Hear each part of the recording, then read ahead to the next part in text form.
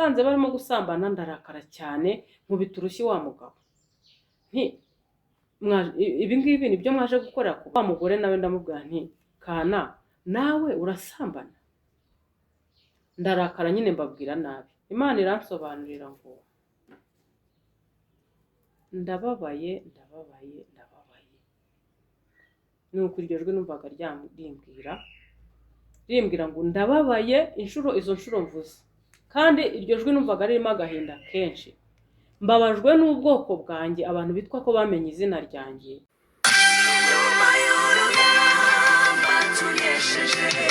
tuzicarana na Yesu atugororere atwambika amakamba atatse bindege aduhanagura amarira yose twarize. baje kubasuhuza mu izina ry'umwami wacu Yesu Kristo. Muraho neza bene data, nitwa Byukusenge Marie Jose, nkaba nkorera kuri channel yitwa Amabuye Mazima. Bahaye ikaze rero ku Mabuye Mazima. Uyu mwanya mfite ubutumwa Imana yampaye ngiye kubagezaho, ariko mbere yuko mbubagezaho reka mbanze nsenge tubone gutangira. Uwiteka Imana yacu, ndagushimye kubw'ukurinda kwawe, ngushimiye ko uturinda uko bwije n'uko bukeye kandi ukamenya ibidukwiriye mu gihe cyabyo. Uyu mwanya rero ngiyemo gutanga ubutumwa wampaye ndawukweretse kugira ngo uze ubane nanjye, ntaba ari njyewe ahubwo izina ryawe riba ari ryo rigaragara, njyewe mbure wowe uboneke nk'Imana muri njyewe. Bana nanjye rero kandi nsengeye n'abagiye kubwumva kugira ngo bubagirire umumaro, ugire aho buzabakura naho buzabageza. Bisabye nizeye ko ubikora mu izina rya Yesu Kristo, amen. Reka mbere yuko ninjira mu butumwa banze nsome ijambo ry'Imana. Turasoma muri Matayo ibice 24, turahera ku murongo wa 42. Matayo ibice 24 guhera ku murongo wa 42. Haravuga ngo nuko mube maso kuko mutazi umunsi umwami wanyu azaza. Ariko ibi mubimenye, iyaba nyir'urugo yaramenye igicuku umujura azaziramo, yabaye maso ntiyamukundiye gucukura inzu ye. Nuko namwe mwitegure, kuko igihe mudatekereza ari cyo umwana w'umuntu azaziramo. Amen. Dusoma ijambo ry'Imana ritubwira ngo tube maso kuko tutazi umunsi umwami wacu azazira. Tube maso rero bene data, ntabwo tuzi igihe umwami wacu azazira, niko ijambo ry'Imana ritubwiye. Ashobora gutinda ariko urupfu rwo ntabwo rutinda. Iyo urupfu rushatse kuza ruraza rugatwara umuntu bitarindiriye ko umwami wacu aza. Niyo mpamvu tubwirwa ngo tube maso igihe cyose, duhore turi maso, kuko urupfu rwo ntabwo rugira isaha, ruratungurana. Imana idufashe cyane. Ijambo ry'Imana rakomeza ritubwira ngo ariko ibi mubimenye, iyaba nyir'urugo yaramenye igicuku umujura azaziramo, yabaye maso ntiyamukundiye gucukura inzu ye. Iyaba umuntu yakamenya igihe umujura ari bumutere, yaba maso akarinda urugo rwe, umujura ntamutere, kuko ijambo ry'Imana ritubwiye. Rero tube maso kandi twe kurangara, tube maso kuko gutungurwa kubaho igihe n'igihe. Umurongo wa 44 uravuga ngo nuko namwe mwitegure, kuko igihe mudatekereza ari cyo umwana w'umuntu azaziramo. Amen. Igihe tutazi, igihe tudatekereza nicyo umwana w'umuntu azaziramo. Igihe twebwe tutibwira nicyo Yesu azaziramo. Rero ijambo ry'Imana ratubwiye ngo nitube maso. Ntago ndi butinde kuri iri jambo ry'Imana. Nababwiraga bene data ngo tube maso kandi tumenye ko gutungurwa kuriho. ntabwo tuzi igihe umwami wacu azazira. Tube maso. Amen. Imana iduhane umugisha. Reka ninjire mu butumwa Imana yampaye ntatinze. Ubutumwa ngiye kubagezaho rero buri mu byiciro bitatu. Hari ubwo nabonye mu iyerekwa, hari ubwo nabonye mu nzozi, hari n'ubwo numvishije mu ijwi, numva ijwi rimbwira rindirimbira. Icyo gihe byararirimbye, nibwo ndi busorezeho. Reka rero ntangire. Nari ndi mu bihe byo gusenga, amasengesho y'iminsi 2 nsengera ibyifuzo nari mfite. Icyo gihe ngeze ku munsi wa kabiri, byari mu gitondo, kwa kundi mu gitondo uryamira ukaryama ariko uri maso mu gitondo. Ngiye kubona mu iyerekwa, mbona imbere yanjye, mbona umurima mwiza uhinzemo amasaka meza atoshye. Muri ayo masaka nkabona ayo masaka areze, amwe nkabona amahundo yayo ni umutuku, andi nkabona amahundo yayo ni icyatsi. Ni ukuvuga ngo ayo masaka afite ihundo ry'icyatsi, impeke zari zirimo ariko zitarahindura ibara. Ay'umutuku yo nabonaga ko yeze nyine ari yayandi aburi nk'izuba kugira ngo akomere, ubundi bayateme bayasarure. Iyerekwa ryarangiriye aho ngaho. Nsigara nibaza, none se Mana, ko mbonye umurimo uhinzemo amasaka, amwe yeze andi yenda kwera, ibi bintu bishatse kumbwira iki? Bishatse kuvuga iki? Ndabyihorera, ndagumya ndiryamira. Ariko ntago nabyihoreye burundu. Naje gushaka umwanya nyuma mpugutse, ndavuga nti reka nsengere rino yerekwa nabonye, mbashe kumenya icyo ririmo rimbwira. Fata umwanya wo gusenga rero, ndabisengera. Mu gusenga ngiye kubabwira ubusobanuro nahawe. Nahawe ubusobanuro buvuga ngo igihe cy'isarura kirageze. Nje gusarura ibyeze n'ibiteze. Nje gusarura abakijijwe n'abadakijijwe. Nje guhemba no guhana. Mu gusarura rero, Imana yarambwiye ngo mfite inzira nyinshi zo gusarura. Mfite inzira nyinshi nanyura mu nsarura. Ariko mu kumpa izo nzira yampaye urugero rumwe. Ntago nzi impamvu yampaye urugero rumwe mu nzira inyura isarura. Imana yarambwiye iti burya niyo impanuka ibaye umuntu akagenda, buriya mba nsaruye. Nubwo rugero rumwe yampaye, ariko irongera irambwira iti ngira inzira nyinshi. Rero hari inzira nyinshi Imana yanyura koko isarura, buriya niyizi. Nubwo busobanuro nahawe kuri iryo yerekwa. Rero bene data, igihe cy'isarura kirageze. Ushobora gutungurwa n'urupfu rukagutungura. Muri za nzira nyinshi Imana ifite isaruramo abantu bayo, ushobora gutungurwa n'igare ryawe rikaza ukagenda, buri Imana ikabisaruye. Ese niba igihe cy'isarura kigeze, uzasarurwa uri mu ntoki? Aho ntuzasarurwa umeze nka rya hundo ribisi riteze? Ese ntuzasarurwa igihe kitageze, udakwiriye gusarurwa? Hari abazasarurwa bakijijwe babona ubugingo, hari n'abazasarurwa badakijijwe. Niko nasobanuriwe.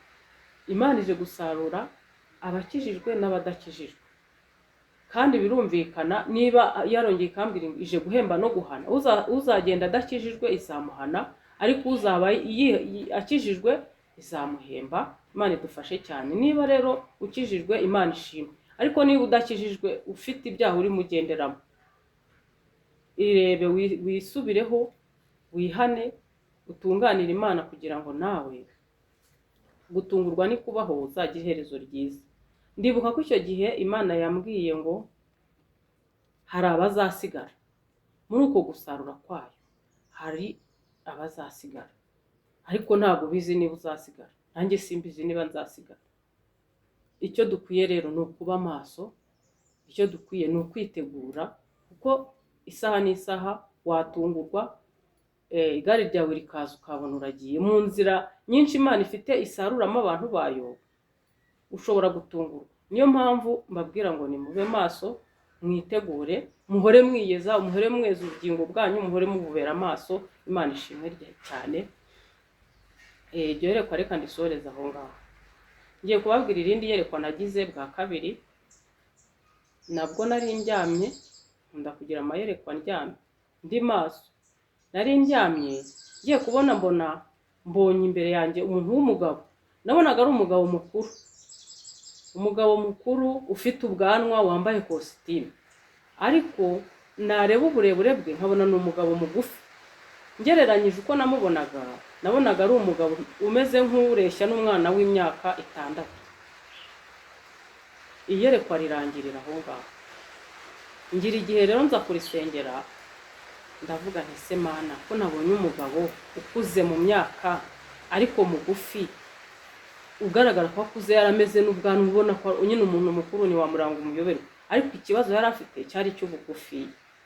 Rero mu gusenga Imana iransobanurira ngo mu itorero ryanjye hari abantu bagwingiye, hari abantu badakura. Mu itorero ryanjye harimo abantu bavamo akabamo amazemo imyaka myinshi, ariko muri we ntakure, agahora agwingiye, agahora ari ku kigero kimwe, ntakure ngo agire aho agera mu buryo bw'umwuka. Nubwo busobanuro nahawe. Ariko nawe utekereje, iyo ubutumwa nk'ububuje, buri muntu akuramo ibimureba. Niba mu itorero harimo abantu badakura, bagwingiye, batatera imbere mu buryo bw'umwuka, ese wowe ko ari wowe ubwirwa, wowe uri mu ruhe ruhande? Ubwo ndi mu busobanuro bwanjye nanjye nkurikije uko nabibonye cyangwa nabyumvise. Niba uri mu bantu badakura, gerageza ukuri. Wenda aho ngaho nsobanuyeho gatoya, umuntu ubundi arakizwa, akihana, akabatizwa, akinjira mu murimo w'Imana, cyangwa se akinjira mu itorero. Ariko niba ukijijwe, umuntu akaba atakubwira ati ngaho dusengere. Harimo uwabwira gusenga bikamunanira, hari n'uwamubwira uti ni irihe jambo rigufasha, hagarara imbere utubwire ikiri ku mutima wawe. Ukabona umuntu amasoni aramwishe, ukabona yabuze icyo avuga. Icyo gihe nta gukura kuba buhari. Ikindi nshobora kubaha nk'urugero, ushobora kuba warakijijwe wenda umaze imyaka 10, 15 cyangwa 20 ukijijwe, nta na rimwe urumva n'inzozi Imana ikubwira, nta na rimwe urumva Imana ikuganiriza, nta na rimwe urasenga ngo wumve uri kumwe n'Imana, ufite ubusabane n'Imana, irimo irakuvugisha, irimo irakugira inama. Aho nabwo ntabwo burimo gukura. Hari ibimenyetso byinshi bigaragara ko umuntu yakuze. Abantu baherutse ubatizwa, ariko wibereye aho nta gishyashya. Rero mwirinde, niba wumva koko nawe udakura, uharanire gukura, we kugwingira, kuko Imana irareba igasanga harimo abantu badakura mu itorero. Ntabwo rero bikwiriye ko abantu b'Imana bagwingira ntibakure. Mbifurije gukura. Niba wowe wumva warakuze, hari ikigero buriyo umuntu yakuze arabyumva. Niba wumva hari ikigero ugezeho bitewe n'uko watangiye, Imana ishimwe. Ariko niba wumva we waradindiye, utari mugira iterambere mu buryo bw'umwuka, mbifurije ko wakwiyitaho ugakura mu buryo bw'umwuka. Imana ishimwe cyane. Nakomeje uko iryo yerekwa ni irya kabiri. Ngiye kubabwira iyerekwa rya gatatu. Iyerekwa rya gatatu ryo naryo nabonaga ndi ahantu, mbona iruhande rwanjye hicaye hari imbwa. Nabonaga ari ahantu hari ibyatsi, ahantu zari zicaye. Niba muzi ukuntu imbwa zicara, hari ukuntu imbwa zicaza akabuno hasi, amaguru zikakandagiza hasi n'amaboko, ariko amaboko zayafatishije hasi, ariko ubona ko imbwa yicaye imeze nkaho ihagaze gutyo. Ndumva nimbivuga gutyo mwese murabyumva. Nabonaga ari imbwa zicaye ahantu, kandi nkabona ni imbwa nyinshi.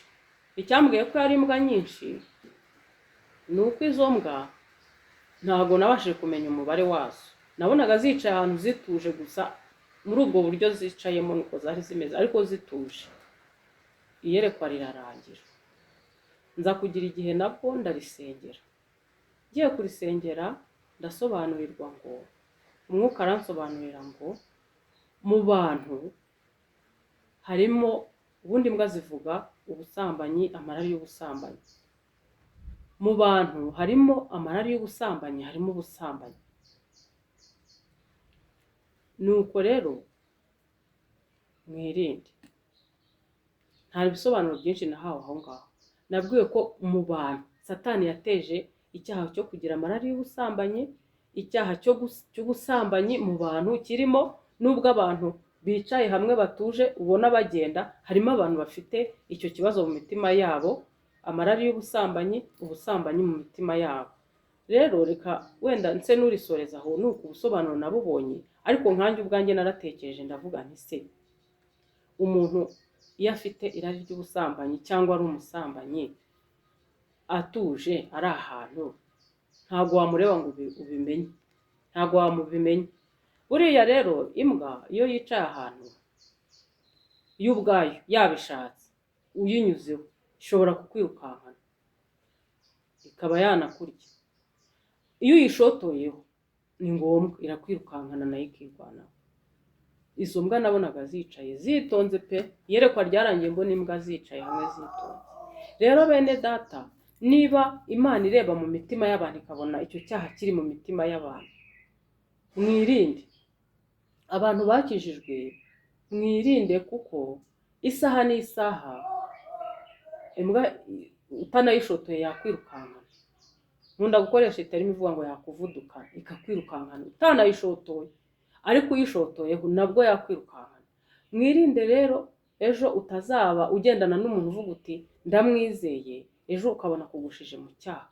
Naburiraga abantu b'abakristo mbabwira nti mwirinde, Satani yateje icyaha cy'ubusambanyi mu mitima y'abantu, kandi ushobora kuba wareba ntubibakekeho ntunabimenye. Mube maso kandi mwirinde. Imana idufashe cyane. Mburira n'abantu bumva ko icyo kintu mu mitima yabo kirimo, kumva muri bo bafite amarari y'ubusambanyi, ndetse bamwe bakanabikora, inama nabagira ni ukwihana. Nta kindi nababwira. Imana iduhane umugisha. Ngiye gukurikizaho iyerekwa rya kane, ryo ryaje mu buryo bw'inzozi. Ni inzozi zijya kuba nk'aho ari ndende, ariko ndaje nzivuge uko nazibonye. Nabonaga ndi ahantu kwa muganga mu bitaro, mfite uburiri bwanjye, mfite n'umwana mutoya nabonaga turi kumwe. Mbona mfite uburiri ahantu, mbona ni ibitaro bifite sale nini. Noneho muri ibyo bitaro, ntabwo ndi bukoresha amazina y'abantu nabonye cyangwa ngo mbavuge, mbona harimo umudamu w'inshuti yanjye nawe, ariko we mbona ari mu rundi ruhande, ku buryo nashakaga kumuvugisha ntabwo twabaga turebana, byansabaga kujya ahantu ari nkamusanga tukaganira. Nawe afite igitanda mu rundi ruhande, ariko muri iyo sale nabonaga ari nini. Noneho hashize umwanya mva aho ngaho kuri bwa buriri bwanjye, ndagenda nsohoka hanze kumwe umuntu aba atembera, njya hanze marayo akanya gatoya, ndongera ndagaruka ndi kumwe na wa mwana wanjye. Ngeze ku gitanda cyanjye nsanga haryamyeho umuntu w'umugabo, mbona yanasinziriye. Ndibaza none se uyu muntu ko yandyamiye ku buriri, ndaryama hehe n'uyu mwana wanjye? Ndibaza none se ubu ndamwigizayo, nshyira umwana hagati nanjye ndyame? Biranyobera. Bimaze kunyobera, ndongera ndakata nsubira hanze aho narindi. Nsubiyeyo nabwo sinatinzeyo, mara umwanya. Mazeyo umwanya ndongera ndagaruka. Ngarutse ngeze kuri bwa buriri bwanjye, nsanga wa mudamu nababwiraga, mugenzi wanjye w'inshuti yanjye, yaje asanga wa mugabo ku buriri bwanjye barimo gusambana. Izi nzozi zifitanye isano na ririya yerekwa mbabwiye rya mbere, ariko impamvu mbivuze ni uko ubusobanuro butandukanye. Nsanze barimo gusambana ndarakara cyane, nkubita urushyi wa mugabo nti ibi ngibi nibyo mwaje gukorera ku buriri bwanjye? Wa mugore nawe ndamubwira nti kana nawe urasambana? Ndarakara nyine mbabwira nabi. Maze kubabwira nabi barabyuka baragenda, urumva narabatesheje baragenda. inzozi zirangirira aho ngaho. Ngiye gusenga rero ngo nsobanukirwe iby'izo nzozi, Imana iransobanurira ngo ndababaye ndababaye ndababaye. Nuko iryo jwi numvaga rimbwira ngo ndababaye izo nshuro mvuze, kandi iryo jwi numvaga ririmo agahinda kenshi. Mbabajwe n'ubwoko bwanjye, abantu bitwa ko bamenye izina ryanjye bagiye mu cyaha cy'ubusambanyi. Umugore arasiga uburiri bwe agasanga umugabo bagasambana, umugabo agasiga uburiri bwe agasanga umugore bagasambana, cyangwa se umugore n'umugabo, ubwo ni umugore nyine n'umugabo utari uwe, cyangwa se umugore n'umugabo bagapanga bagasiga amariri yabo bakajya ahandi hantu bakajya gusambanirayo. Ni uko nasobanuriwe. Urumva no mu nzozi wa mugore yasize bwa buriri bwe aza ku buriri bwanjye, wa mugabo nawe ubwo afite aho yaturutse nawe aza ku buriri bwanjye barasambana. Rero Imana irambwira ngo ndababaye ndababaye. Ikimbwira gutyo yarambwiye ngo bwira bagenzi bawe mufate igihe musengera abantu banjye, kuko abo bantu uwo mugore n'umugabo nabonaga Imana yambwiye ko atari abapagani, yambwiye ko ari abantu bo mu nzu y'Imana, ari abantu bamenye Imana. Rero niyo mpamvu Imana yavugaga mbabajwe n'abantu bitwa ko bamenye izina ryanjye bakaba baraguye muri iki cyaha. Rero bwira bagenzi bawe mufatanye gusenga, musengera aba bantu bamenye izina ryanjye bari muri iki cyaha bihane, kuko niteguye kubababarira. Rero ijwi ryambwiraga ngo ndababaye ndababaye ndababaye, ryari ijwi ribabaye koko, ribabaye wumve ngo ribabaye. Ariko icyo nshimira Imana ni uko mu kumbwira ngo mbwire bagenzi banjye, abantu dufatanyije urugendo cyangwa abantu mukibasha gusenga, abantu mukiri mu nzira, dusengera aba bantu bene data baguye mu cyaha cy'ubusambanyi. Icyo nshimira Imana ni uko ryambwiye ngo Imana yiteguye kubababarira, tubasengere baburire amahoro muri iki cyaha barimo, kandi Imana yiteguye kubababarira. Imana niko yambwiye. Rero bene data, niba uzi ko wamenye Imana wakijijwe, kuko icyo gihe nabwirwa bitwa ko bamenye izina ryanjye ariko bari mu byaha, ariko niteguye kubababarira nibihana, nibaca bugufi bakihana nzabababarira. Numvaga iryo jwi ari ijwi ry'impuhwe koko ko Imana nuramuka uciye bugufi izakubabarira. Ubwo ndagira inama uwo mugore cyangwa umugabo wumva ko yagize intege nkeya, ntabwo turagera aho Satani atageze imyambi, birashoboka bibaho ko intege nke zabaho ukagwa mu cyaha, ariko Imana yiteguye kukubabarira nuramuka uciye bugufiya, kuko Imana irababaye, irimo irareba abantu bayo bayimenye, bitwa ko bayimenye baguye muri kiriya cyaha gikomeye cy'ubusambanyi, ikababara, ariko ikavuga iti iyo bari bihannye bakangarukira niteguye kubababarira. Imana ishimwe cyane. Rero wowe wumva waraguye muri icyo cyaha, Imana iragutegereje, yiteguye kukubabarira. Niwihana ugaca bugufi iteze amaboko ngo ikubabarire. Izo nzozi nuko nazisobanuriwe. Imana ishimwe cyane. Ndihuse kandi buri wese aratoramo ibye, buri wese aratoramo ibimureba. Reka nihute mvuge icya nyuma ari cyo cya gatanu. Icyo cyo nabashije gukurikirana n'umunsi ni vuba, n'ibyo bindi mvuze ntabwo ari kera, nta gihe bimaze kinini. Ntaranagera ku cya nyuma, aho ngaho nyuma y'izo nzozi no ku busobanuro bwazo niho nabwiriwe. Imana yambwiye iti ibyo nkubwira byawe jya ubibika ubigumana, ariko ibyo nkubwira bya rusange by'abantu rusange ujye ubitambutsa abantu babyumve. Niho nafatiye umwanzuro wo kuvuga ntaya mayerekwa nabonye, reka nyatambutse abantu b'Imana, buri muntu agenda yumva ibimureba abikemure, kuko niho nabwiriwe ngo ibyawe jya ubigumana, ibireba abantu rusange ujye ubitambutsa. Ni muri urwo rwego ndimo mbitambutsamo kugira ngo abantu bumve. Ejo ni vuba aha ku cyumweru, byari ku cyumweru mu gitondo nanone, ngo ngiye ku bundi butumwa mfite ariko nsorezaho, byari ku itariki 15 ari ku cyumweru mu gitondo. Nagiye hanze mu masaha 11, urumva bwari burimo bucya, ndagaruka nza kuryama.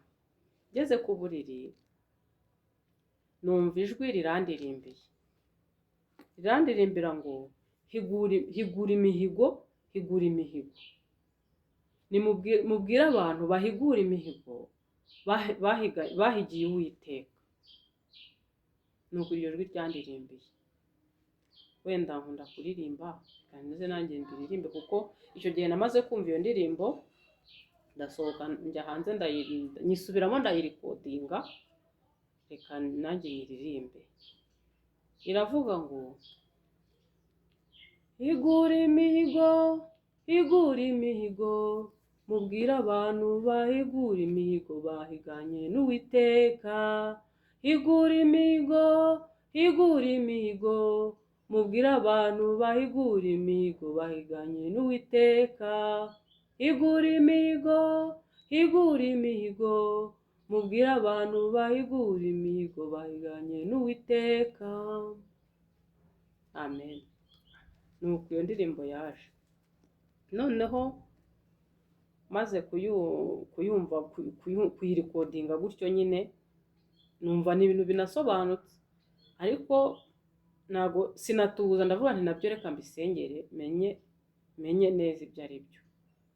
Mfashe igihe cyo kubisengera, Imana irambwira ngo igihe kirageze ngo abantu banjye bongere bahige. Igihe kirageze ngo mwongere muhige. None ko mudahigura imihigo mwahize, ntago nzabumva. Icyo gihe ijwi ry'Imana ryarambwiye ngo nitudahigura imihigo twahize, ntago izongera kumva guhiga kwacu. Niba udahiguye umuhigo wahize, wari ubabaye, ubwira Imana uti Mana nkorera iki, nanjye nzakora iki. Imana irakumva, iragikora. Urangije uricecekera, ariko Imana irimo irakubwira ngo higura umuhigo wahize, kuko igihe cyo guhiga kirongeye kiraje. Igihe cyo kongera guhiga kiraje.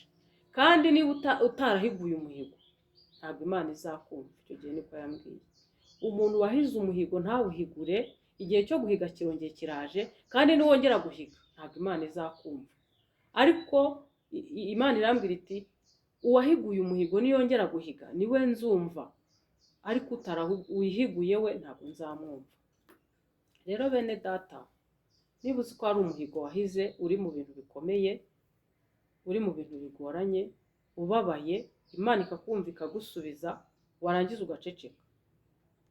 Iyi ndirimbo cyangwa iri jwi ryaririmbiye ino ndirimbo rirakubwira ngo higura umuhigo wahize. Cyangwa niba ari myinshi yihigure, kuko igihe cyo guhiga kirongeye kiraje, kandi ntabwo izakumva niba utarahiguye umuhigo. Imana izumva umuntu wabashije guhigura umuhigo, niwe uzongera guhiga ikamwumva. Reka ne kubitindamo cyane. Imana itugirire neza, buri wese atoremo ibye kandi yumvire Imana ishimwe cyane. Ndumva nasoreza ahangaha nkahita nsenga. Buri wese inama Imana imugira, nizere ko yayumvishije kandi agiye kugira icyo akora kubw'ubu butumwa nambukije. Murakoze, reka dusoze dusenga. Uwiteka Imana yacu, ndagushimye kuko uri Imana nziza, uri Imana idukunda, uri Imana itugira inama, aho tutagenze neza ukatugira inama ngo tugorore inzira zawe. Rero maze gutambutsa buno butumwa wampaye, nsengera abazabwumva, kugira ngo buri wese akore icyo agomba gukora, buri wese akore ikimureba, kugira ngo Mwami twese ujye utwishimira, kuko tuzaba turi mu nzira wishimira. Urakoze kuko uri Imana yumva, urakoze kuri Imana isubiza, kandi urakoze kuko uri Imana ibanye natwe. Bisabye nizeye mu izina rya Yesu Kristo. Amen.